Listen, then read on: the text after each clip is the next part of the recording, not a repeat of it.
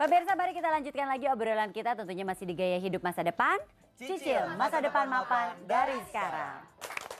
Ini sekalian nih kita mau kasih persiapan lah untuk Anda pemirsa. Kalau sebentar lagi Anda akan dapat bonus, apa yang bisa Anda lakukan dengan bonus Anda? Disimpan dong, tabungin, asuransi, Nggak boleh dipakai kalau kamu bilangnya. Ya nggak boleh. Boleh-boleh aja sih dipakai. Ya udah, sekarang kita langsung ngobrol aja yuk sama Bapak Putut Endro Andanawari, Director of Business Development PT Manulife Asset Management Indonesia atau MAMI. Silakan, Pak Putut, apa kabar Pak? Apa kabar?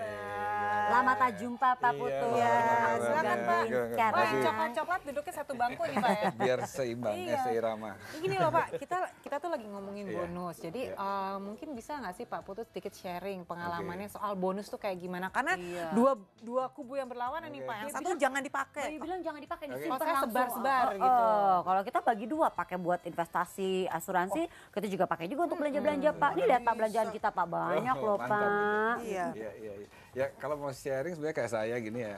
Pertama kali kalau saya dulu ngelihat saya ke belakang itu pas masih pertama kali sekolah kerja segala macam, begitu dapat bonus itu memang rasanya ini apresiasi dari perusahaan. Rasanya kita mau pakai semuanya, spend boleh-boleh semuanya. aja. Iya. Gitu. Jadi Nggak pengen pulang Pak waktu pertama kali dapat bonus betul, Pak, ya kan? rasanya mau dihabis semua rasanya itu.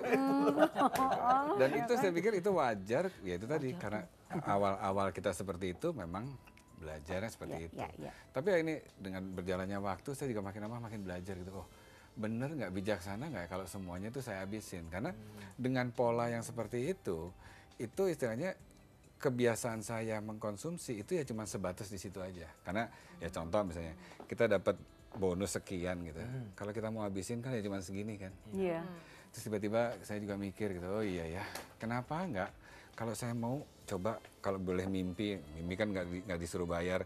Kalau bisa tuh yang lebih besar dong daripada bonus ini. Iya. Caranya gimana waktu itu? Oke, caranya ada dua. Yang pertama apa? Setiap kali ada penambahan disisihkan. Karena dengan disisihkan itu apa? Uang yang kita bisa belanjakan nanti akan semakin besar. Iya. Jadi kalau misalnya sekarang cuman bonus sekali segini cuman bisa pakai cuman jadi satu barang. Dengan kita sisihkan itu istilahnya apa? Jumlahnya juga jadi semakin besar. Iya. Nah, Iya. ini artinya bisa nyisihin. Tapi kalau begitu ekstrim berarti kalau gitu semua bonus saya sisihkan semua. Enggak harus gitu kan Pak? Jangan kan Pak? Enggak juga. Tuh, salah lagi loh. Nah, jadi gimana caranya Jadi tuh? beli barang caranya banyak, di sini kan? kalau udah kayak gitu apa? lega. Kita ngelihat lagi dicocokkan dengan kebutuhan kita masing-masing karena masing-masing orang tuh mempunyai kebutuhan yang berbeda-beda. Ya. Sekarang makanya itu seninya adalah bagaimana kita menentukan berapa yang kita sisihkan untuk katakanlah. Saya juga harus ngerasain setiap kali dapat bonus saya juga harus istilahnya disenengin kan, ya kan? Itu ada sebagian yang harus kita taruh juga di situ untuk istilahnya nyenengin diri sendiri dan kalau bisa nyenengin orang lain, kita juga share juga dong kesenangan kita ke orang lain yang dekat-dekat sama kita. Jadi pertama yang biasanya paling basic harus disiapin sebelum kita spend semua istilahnya bonus kita tuh misalnya mungkin nggak atau sudahkah kita menyiapkan dana cadangan kita. Oke. Yang kedua bisa dana-dana yang lain. Jadi kita pada waktu menyisihkan itu mempunyai tujuan. Itu benar-benar. penting seperti itu. Pak Putut kan ngomong-ngomong soal tujuan, terus tadi kan Pak Putut juga nyebutin soal gimana bonus itu malah bisa bertambah. Berarti kita ngomongin investasi dong Pak ya.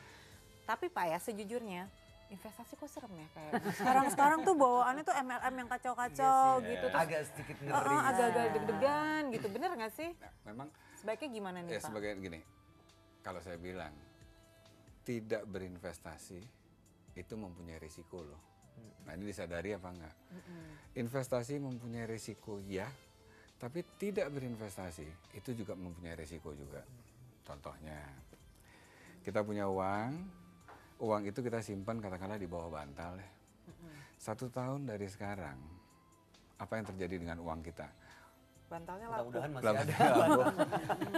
Bantal lapuk, iya. Mungkin uang di bawah bantal akan tetap segitu. Cuman yang tidak kita sadari, daya beli dari uang itu berkurang.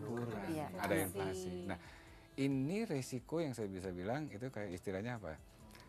Silent robber, dia maling yang nggak kelihatan. Kan daya beli kita hilang. Ini, gitu. ke instrumen lain, kalau kita taruh ke instrumen lain juga yang ngasih returnnya rendah, kalah dengan inflasi. Iya. Bukan semakin kaya tapi semakin miskin.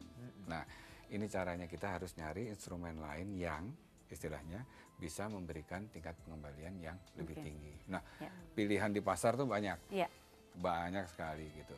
Banyak orang bilang, oke, kita mau beli rumah, alat instrumen investasi, iya. Iya. Unfortunate kalau kita beli rumah apa?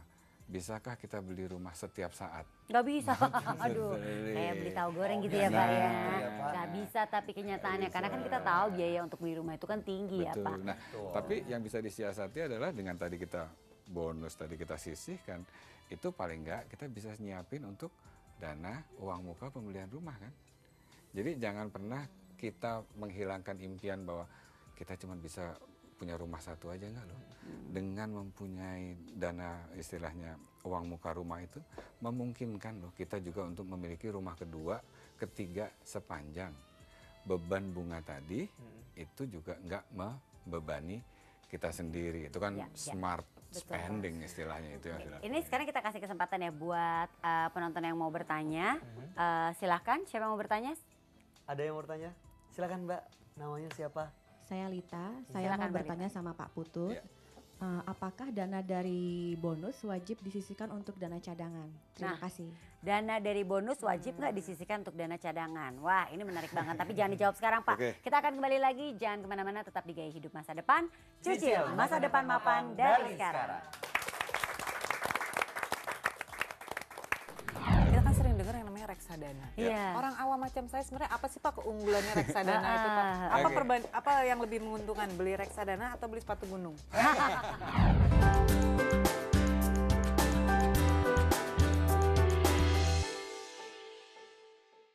Dipersembahkan oleh